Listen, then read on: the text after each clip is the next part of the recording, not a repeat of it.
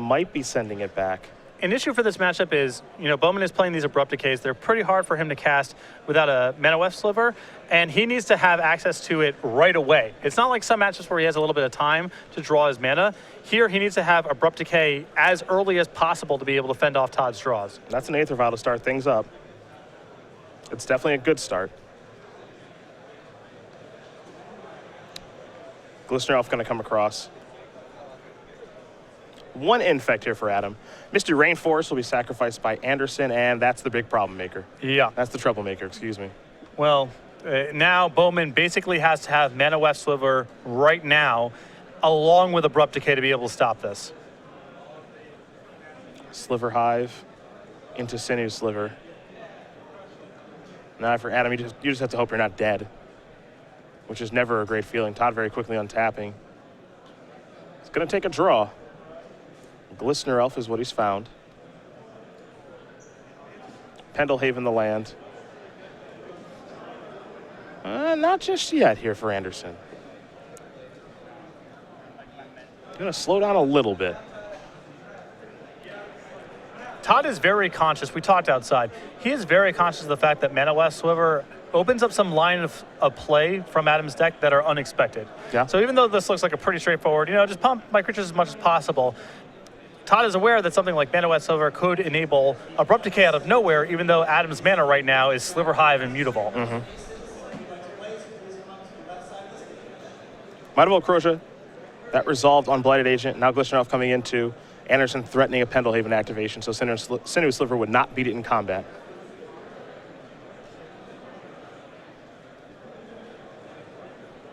Bowman says no blocks. There's a pump.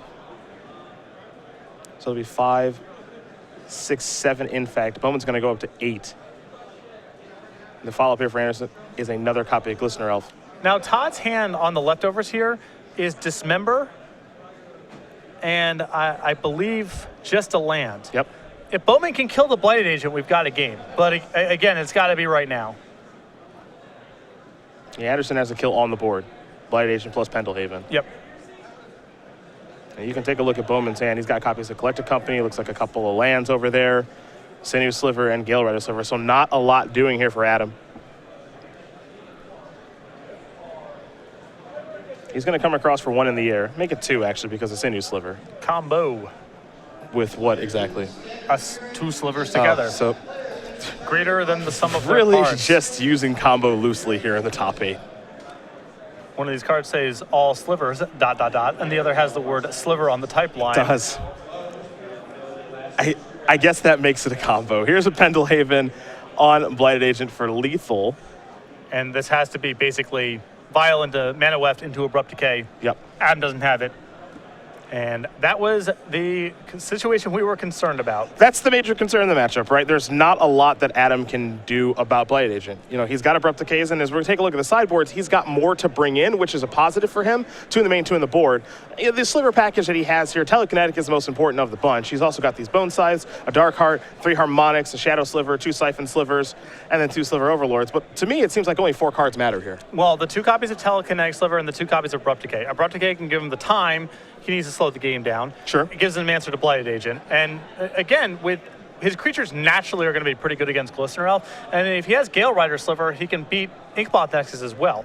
So having more answers to Blighted Agent gives him a shot here. And if he can slow the game down, Telekinetic Sliver is a way for him to win the game. Todd has, I believe, 1 copy of Dismember in the main deck, and not a lot in the ways of removal in the sideboard. If Bowman gets Telekinetic Sliver into play on a relatively stable board, that's it. That's a way for Bowman to win. So those cards are critical. I don't know exactly what he's going to sideboard out, but I think in a matchup this fast, Collected Company is a problematic card for him to keep in, especially with him bringing in Telekinetic Sliver, so he's got more 4-drops in the deck already. And you can't Collected Company in a Telekinetic Sliver, which is his best sliver to find. On the other side here for Anderson, a Graf Digger's Cage, a Pithing Needle, 2 Relic of Progenitus, a Necropede, a Spellskite, a Viridian Corruptor, along with the Leyline of Sanctity. 3 Nature's Claims, 2 Twisted Images, cards that have been great for Todd, and then 2 copies of Dispel. Not really a whole lot to bring in this matchup, unsurprisingly. I think the 1 copy of Pithing Needle is reasonable to bring in, as Bowman is playing with both Aether Vial and Necrotic Sliver, 2 very good things to shut down. Telekinetic Sliver as well. Although I suppose Needle actually isn't that productive against the slivers because it's grafting the powers across the board. Correct. It is a good answer to Aether Vial. Yes. But it's not a great answer to the slivers. It still probably comes in here. I think Necropede is fine. Bowman's got a lot of 1/1s and 2/2s, so Necropede's typically good in those kind of matchups. But not a whole lot to bring in. Yeah, you know, one of the nice things here once you're in the top 8, one of the things that always happens, right, when you're playing Infect is you take a look at Nature's Claim and Twisted Image, you're just ready for Spell Skite. Exactly, and you had to bring in those cards in the blind a lot. Yeah. Because you don't know if your opponent has it or not. Here, Todd knows Bowman has no copies of Spell Skite, so pretty safe for Todd to leave that stuff on the bench. Doesn't have to even worry about it, so that's a benefit there for Anderson. Bowman will be on the play, though, for this second game, so that's a benefit for him. Though, as we've mentioned multiple times this week, a very important tournament and match here for Todd Anderson. Number 10 on our Open Series leaderboard, and you'll find him on the second page. Now, of course, with Season 4, we're giving away 7 at-large bids, plus we're punching 2 more tickets at that Invitational in Las Vegas later this year. So really big opportunity here for Anderson to move on up. Yeah, he's already locked in 10 points, and every win here throughout the top 8 is worth another 5. So you can see Todd, he's going to go up to the first page. He's going to springboard over Joe, probably past some other people as well. Right now, he would be in anyway based on these standings, but he's grinding for points. He's trying to get to the Players' Championship. Missed it last year. His buddy and testing partner, Brad Nelson, already qualified. So huge tournament here for Todd in his quest to get to the Players' Championship at the end of the year. You mentioned every win here for Todd and for Adam, of course, would be 10 Open Series points. You see 5th through 8th, $500, 10 open points, an invite to our Season 4 Invitational in Las Vegas. Moving right on up, 1,000, 2,000, and of course, first place, $5,000, 25 Open Series points, and that invite to our Season 4 Invitational. So for the players that are in the top 8 here, this is a really, really big one for our number 1 overall seed, Todd Anderson. He is currently up a game. And it feels like a good matchup. It feels like he's got good sideboard options, but we have felt that Adam Bowman has had bad matchups a couple of times this weekend, and he's overcome it. So we're going to find out as we have an update here on our backup match. Tyler Hill with Infect currently up a game over Jesse Hefner playing blue-white control. We felt like on that one, Blight Agent would play a huge role in things. It's also very play-draw dependent. Jesse on the play can lock up the ground pretty fast. With one copy of Path to Exile mixed in there, maybe one copy of Supreme Verdict, might be hard for Infect to get off the ground. But with Tyler on the play, his best draws, especially those involve Blighted Agent, very, very hard for Jesse to compete with. Drew Gifford with Affinity currently up a game over Merfolk. We had a feeling that might happen. Yeah. I was talking to BBD. He had a good but not great performance with Merfolk this weekend, and he said the Affinity matchup is what really undid him during day 2 and is the reason he's considering putting down the deck going forward. Devin Eckerd with Affinity up a game over Chris Stein playing Blue-Red Twins. So all matches moving into game number 2. Players are rocking and rolling here. Again, we had a feeling this was going to be a pretty fast top 8 when you've got multiple copies of Affinity, multiple copies of Infect, a Slivers deck, and only one slow control deck in blue-white control. And this is kind of what Modern is, if you think about it. It's a fast format. Yeah, it is. I mean, we're looking at, you got to be ready to go on turn 4 or have a lot of removal. Those are your routes. Aether Vial here for Bowman off of a Mutavault. Anderson with a Misty Rainforest, and now a copy of Glistener Elf. I imagine Breeding Pool will be on the way here for Todd, and it is, so he'll go down to 17. And I believe Todd also has Blighted Agent in hand.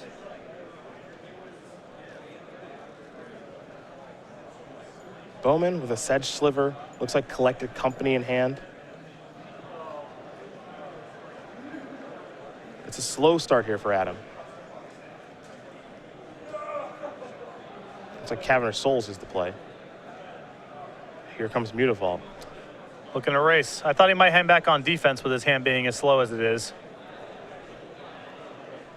Anderson will draw. Vines of the Vastwood is what he's found. You mentioned Blighted Agent, that's the big one. The issue now is Todd's got enough pump spells in his hand where even if Adam has an answer to the Blighted Agent, Rancor plus Vines could end this game as soon as the 3rd turn. There is Rancor. And Todd's not even bothering with the Blighted Agent. Yeah, he's going beatdowns. He's just setting up for a turn 3 kill here. Gonna pass the turn back over to Bowman. Vial's gonna go up to 2. Adam will draw a card.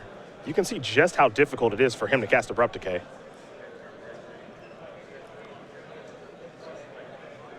The colorless lands in his deck, and we've mentioned this multiple times watching him play. Very powerful stuff. Cavernous Souls will take care of counter magic, and it's mana fixing. Mutavault is a sliver, among many other things. It also gets to give the beatdowns. And then Sliver Hive, if you go a little bit late, it can pump out slivers, and it's mana fixing as well. But one thing that Adam cannot do right now is cast Abrupt Decay.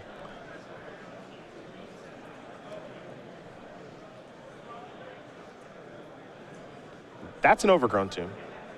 He'll take 2 to play that. Life total doesn't matter much when you're playing against Infect. Now here's a Blurred Sliver. Gonna give the beatdowns. This is some risky business. He's gonna pass the turn back. Todd might just kill him this turn. There's Inkmoth Nexus. Here comes the attack. You say no blocks, you are not alive anymore. Yeah, Anderson gonna sacrifice the Wooded Foothills. Get a basic forest, Vines of Vastwood. You're gonna kick it real good. That's exactly as if it's good. And if Bowman said no blocks, I mean, there's nothing you can put into play. That's gonna do it. Todd Anderson's gonna win this match over Adam Bowman, 2-0. Infect will take care of Slivers, and it's been a great run for Adam, but he ran into what might be his most difficult matchup. I mean, it's better it happens here than in round 13, right? Yeah. And Bowman still gets to have a top 8 to his name here, gets to be the story of the tournament, but Todd Anderson, player with the most Open Series top 8s in the history of the Open Series, moved on very easily. A very important matchup for Todd, as we mentioned, in regards to the Players' Championship and the overall leaderboard here for Season 4. As you mentioned, he's going to move on 2-0 over Adam Bowman. Pretty straightforward, simple stuff. I mean, even in that game, he didn't even need Blighted Agent. And I wonder if the abrupt decays in Bowman's list, maybe there's supposed to be something like Path to Exile, maybe there's supposed to be something like Dismember, maybe you're supposed to have a couple copies of Gen Hide Sliver alongside your Mana Weft Slivers, but the abrupt decays, if there was one vulnerability we saw in his deck on camera, it was just challenging for him to cast abrupt decay. It was asking a lot out of his mana because you're playing with 4 Mutavaults, 4 Caverns, and 4 Sliver Hives.